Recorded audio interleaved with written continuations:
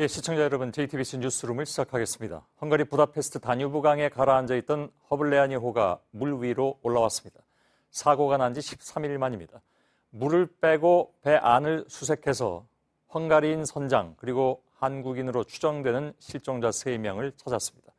아직도 실종자를 찾기 위한 수색은 계속되고 있습니다. 현장에서 계속 지금 영상이 들어오고 있는데요. 조금 전에 배를 완전히 들어 올려서 바지선 위로 올려놓은 모습입니다. 제일 위에 보이는 것이 조타실입니다. 헝가리인 선장으로 추정되는 시신이 발견이 됐고요. 그 아래로 창문들이 쭉 보이고 2층 갑판이 있는데 한국인으로 추정되는 시신이 3구가 발견됐습니다. 우리 정부 신속대응팀은 이 중에 한 명은 가족들과 함께 여행 온 6살 어린이라고 확인해 줬습니다. 여기서 가족들은 외할아버지, 외할머니, 엄마인데 나머지 3사람의 생사는 아직까지 확인이 되질 않고 있습니다. 최초에 7명이 사망했다는 그런 소식을 전해드릴 때 이름을 전해드렸는데 그 이후에 당국에서는 이름을 밝히지 않고 있습니다. 그중에 한 명은 계단으로 내려가는 그 과정에서 발견됐다는 그런 소식도 들어와 있습니다. 유람선 전체 영상을 지금 다시 보고 계신데요. 배 뒤쪽에는 부서진 흔적 그리고 난간이 구부러져 있는 흔적을 볼 수가 있습니다. 지금 화면상 오른쪽입니다. 바이킹 식인호에 들이받친 것으로 추정이 되고 있습니다. 배가 가라앉으면서 충격에 의한 것일 수도 물론 있습니다.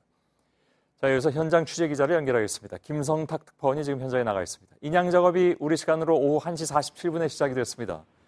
지금은 구체적으로 어떤 작업이 진행이 되고 있습니까? 네, 인양을 시작한 지 7시간 반 정도가 지났습니다. 침몰했던 허블라이니호는 선체가 완전히 물 밖으로 드러난 상태입니다. 그동안은 선체에 묶은 와이어를 지금 뒤로 보이는 대형 크레인에 묶어서 들어 올렸습니다. 그리고 선체 왼편을 바지선에 기대놓고 수색 작업을 벌였는데요. 말씀하신 대로 바로 지금 현재 바지선에 선체를 옮기는 작업이 천천히 진행되고 있습니다. 예, 선체가 이렇게 완전하게 모습을 드러낸 것은 처음입니다. 일견 보기에 아까 이제 말씀드린 대로 배 후미에 이렇게 좀 손상된 그런 자국은 보이는데 전체적으로 어떤 상태로 보여집니까?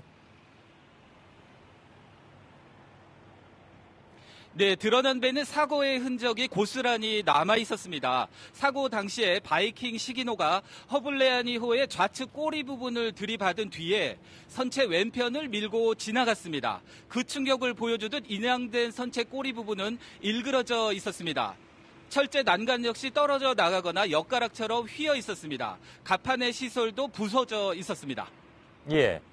이 배를 끌어올리는 작업이 쉽지 않을 것이다 이런 예상은 계속 있었습니다.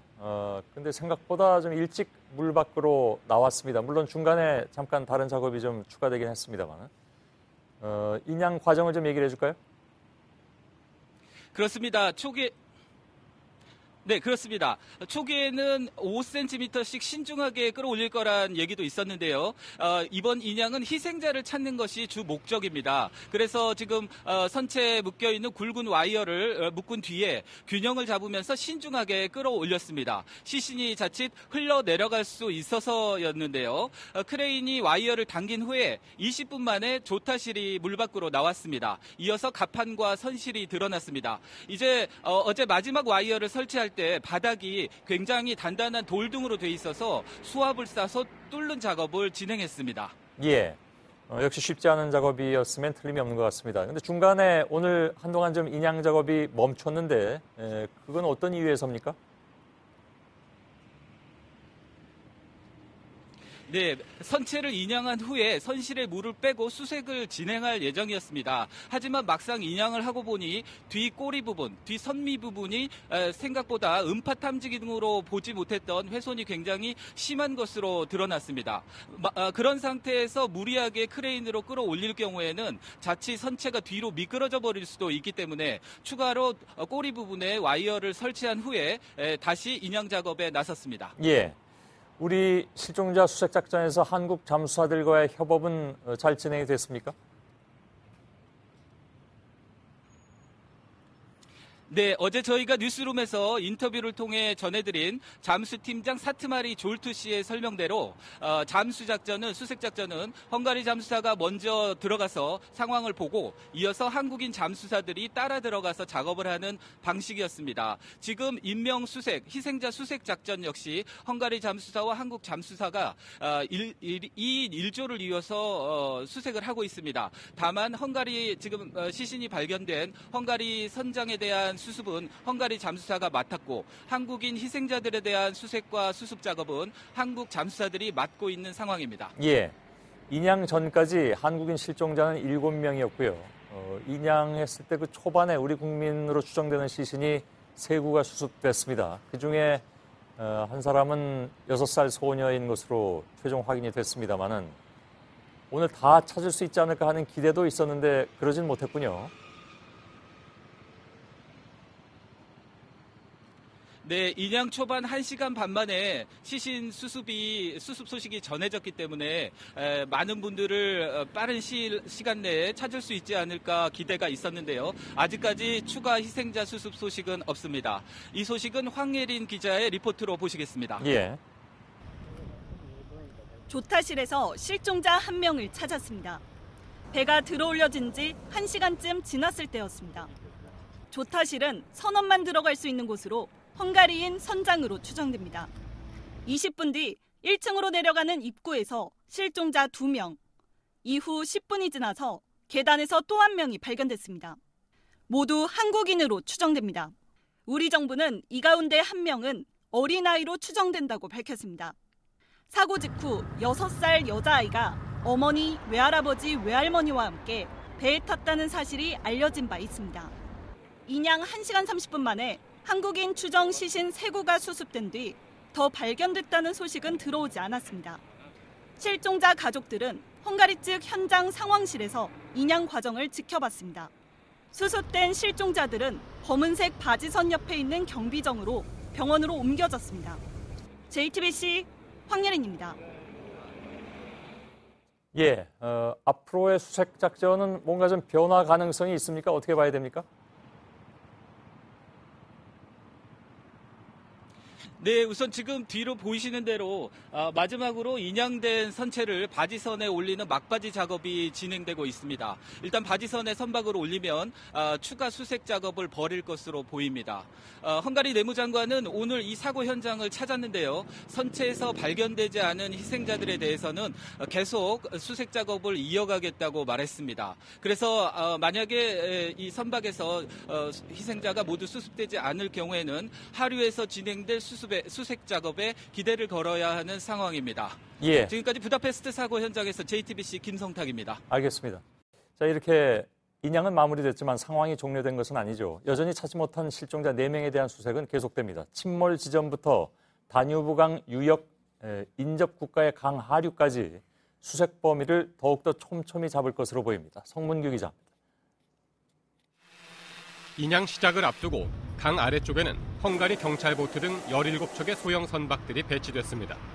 시신이나 유품이 유람선에서 흘러나갈 것에 대비한 겁니다. 인양 작업이 한창일 때 강 하류에서의 실종자 수색은 계속됐습니다. 정부 신속대응팀은 헬기 2대와 보트 2대를 투입했습니다. 수색은 앞서 실종자가 많이 발견된 하류 30에서 50km 지점에 집중됐습니다. 사고가 발생한 지 2주 가까이 시간이 지났기 때문에 구조당국은 실종자가 더 먼 곳까지 떠내려갔을 가능성도 배제하지 않고 있습니다. 세르비아와 루마니아 등 다뉴브강 하류 주변국들에 대한 협조가 더욱 중요해졌습니다. 허블레아니호가 놓여있던 강 바닥과 주변에 대한 수색도 다시 한번 이루어집니다. 선실에 물을 빼고 추가 수색에서 실종자가 선체에서 발견되지 않을 경우입니다. 한국과 헝가리 당국은 선체 인양과 실종자 수색 결과를 토대로 앞으로 수색 방식에 대한 구체적인 논의를 이어가기로 했습니다. JTBC 성문규입니다. 예, 현장에서 말씀드린 것처럼 배를 들어올리는 것은 만만치가 않았습니다. 특히 배 뒷부분이 부서진 것이 확인되면서 2시간가량 인양을 멈추기도 했습니다. 또 다른 와이어를 연결해서 배를 안전하게 들어올리기 위해서입니다. 시신 수습을 하려고 인양 작업이 자주 중단되기도 했습니다. 백종훈 기자가 현장에서 취재했습니다.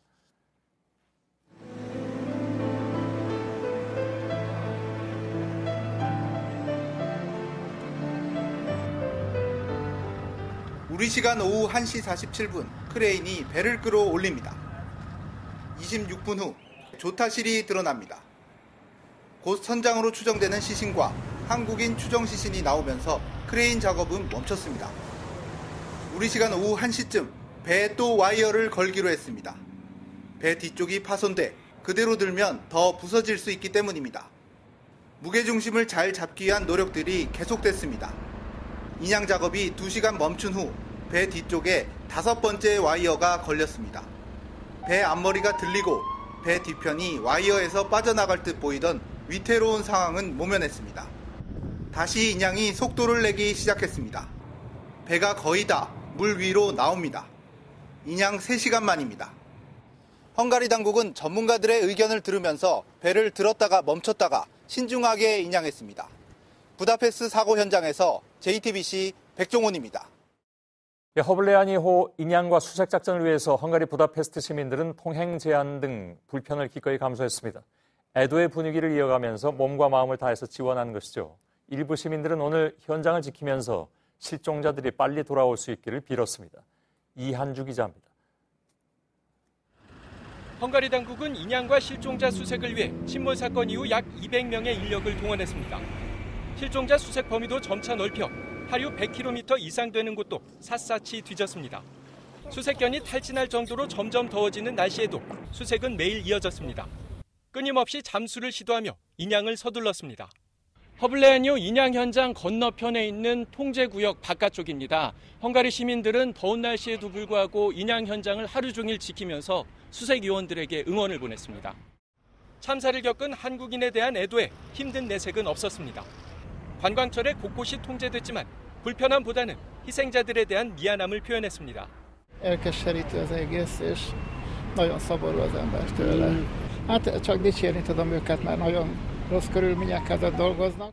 Szóval, amit látja az embereket, teljesen sokkolt ez a helyzet, és ezt nagyon sajnáljuk, hogy csak koreai áldozatok leszámítva a 2 fős hajó személyzetét. 헝가리 내무장관은 인양 현장에 마련된 가족 참관 장소를 찾아 실종자 수습에 최선을 약속했습니다. 헝가리 당국은 주변 국가의 협조를 얻어 수색 반경을 국경 지역까지 확대할 예정입니다.